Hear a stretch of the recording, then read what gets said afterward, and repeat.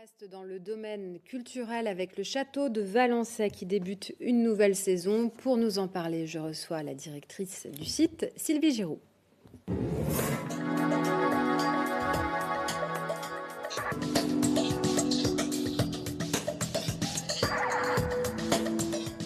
Sylvie Giroux, bonjour. Bonjour. Alors, 90 000 personnes sont venues visiter Valençay, le site de Valençay l'année dernière. C'est vraiment un beau succès. Premier site de l'Indre. Premier site de l'Inde, c'est un beau succès. Il ne faut pas s'endormir sur ses lauriers. On avait baissé quelques années avant. On est en train vraiment d'amorcer une belle remontée. Et voilà, on fait aussi une programmation dans ce sens. Voilà, une belle dynamique. Alors, on a les rendez-vous, on va dire, réguliers que vous pérennisez. Est-ce que vous pouvez y revenir?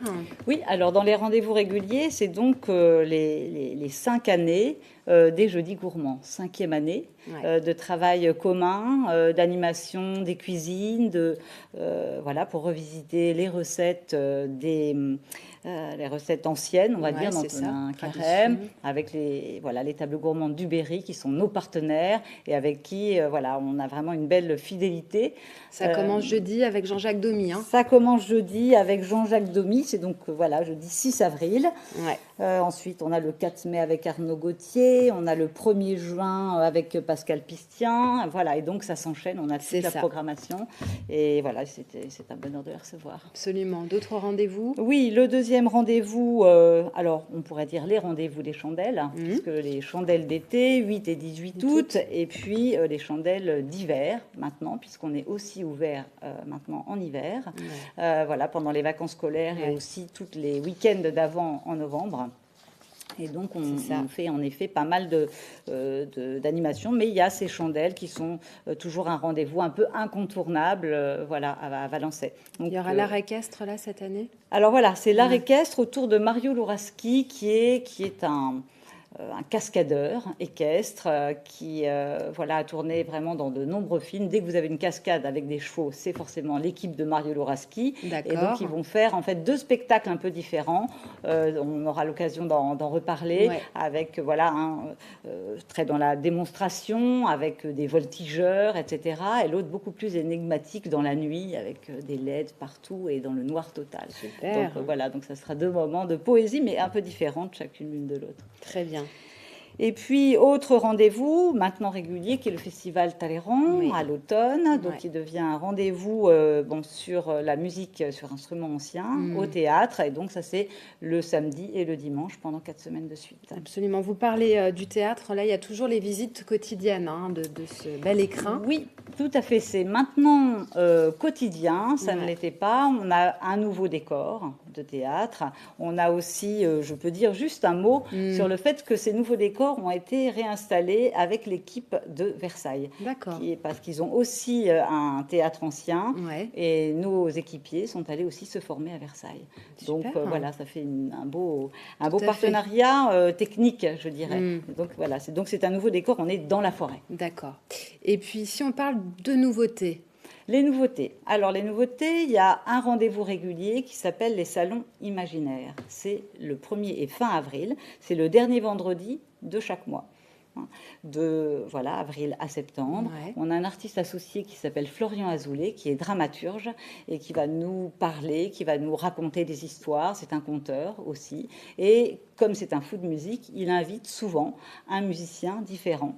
Voilà, les derniers vendredis. Ça sera dans des endroits différents. À chaque fois, pour aussi permettre, eh bien, je dirais, un parcours dans des lieux qu'on ne connaît pas forcément, qui ne sont pas forcément ouverts à la visite. On a le Salon du Prince, la salle Renaissance qui ouvrira donc le soir spécifiquement pour ça. On a évidemment le théâtre, on pourra être dans la haute galerie, dans les bosquets. Voilà, donc on joue l'intime, on joue vraiment la relation à un public qui n'est pas un public forcément de visiteurs de la journée, qui est voilà, un visiteur qui veut vivre une autre expérience artistique. Je crois savoir aussi, Sylvie, que c'est votre 6e année, et je sais que vous aimez le lien avec le public, on en parlait à l'instant. Vous allez faire quelques visites aussi de lieux insolites? Oui, en effet, on a imaginé cette année parce que Tout au début, dans l'ouverture, il y a 5 ans, quand on a ouvert le théâtre, c'est moi qui faisais les visites le dimanche matin. Ouais. J'en faisais 3 ou 4 à la suite, et puis j'aimais beaucoup en fait ce lien avec le public. Mm.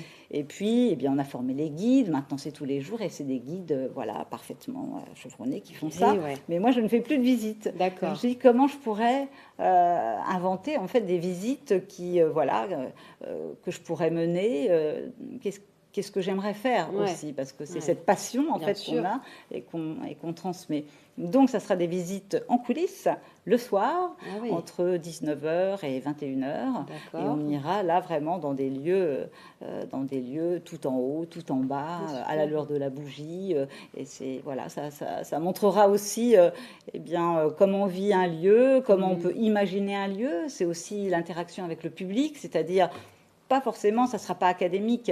L'idée, c'est vraiment que les visiteurs se posent aussi la question, mais qu'est-ce qu'il y a pu y avoir ici? Et ici, qui pouvait dormir là, etc. Donc voilà, on convoque l'imaginaire. Très bien.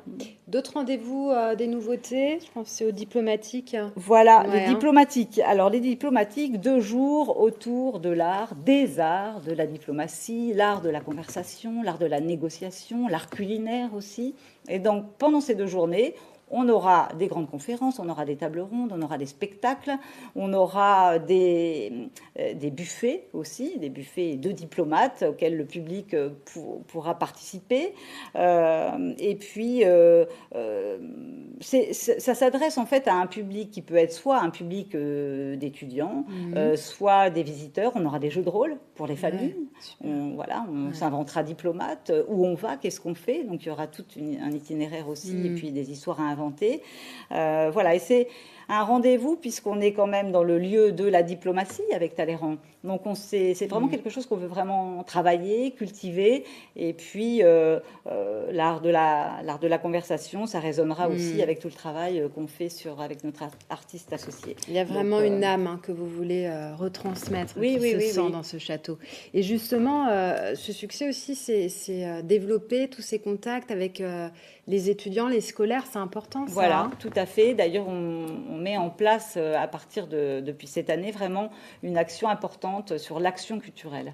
Voilà. Et donc, par exemple, sur cet art de la diplomatie, on va faire des ateliers, des parcours culturels sur l'art de la paix.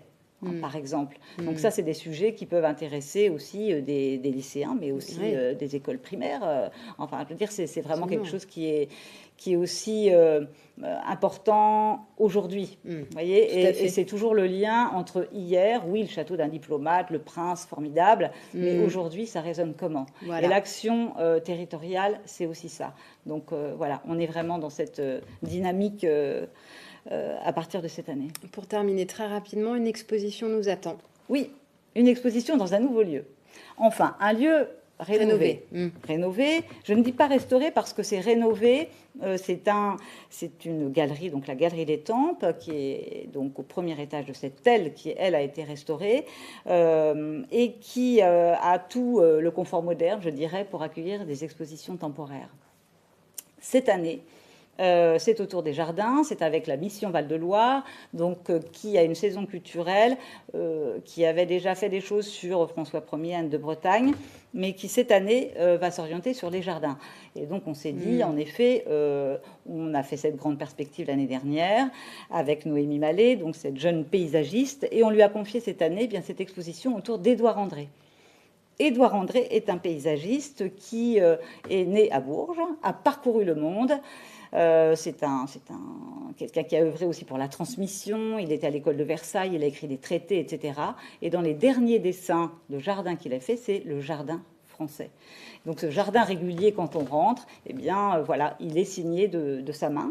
C'était une personne qui était en fin de carrière. Il avait une agence et donc c'est son fils qui a repris et qui a achevé en fait le jardin. Mais on voulait remettre aussi cet homme-là finalement à l'honneur. Et donc ça sera fait du 12 avril au 12 novembre. Merci Sylvie Giroux pour toutes ces informations et puis on vous souhaite une très belle saison. Merci. C'est la fin de cette édition. Dans un instant, le point sur la météo à suivre à 18h50, l'actualité dans vos salles. Votre série Panda dans la brume à 20h50. Et puis, à partir de 20h50, votre soirée ciné-club avec le film Le 27e jour. Merci de votre fidélité. Je vous souhaite de passer une agréable soirée sur BIP TV.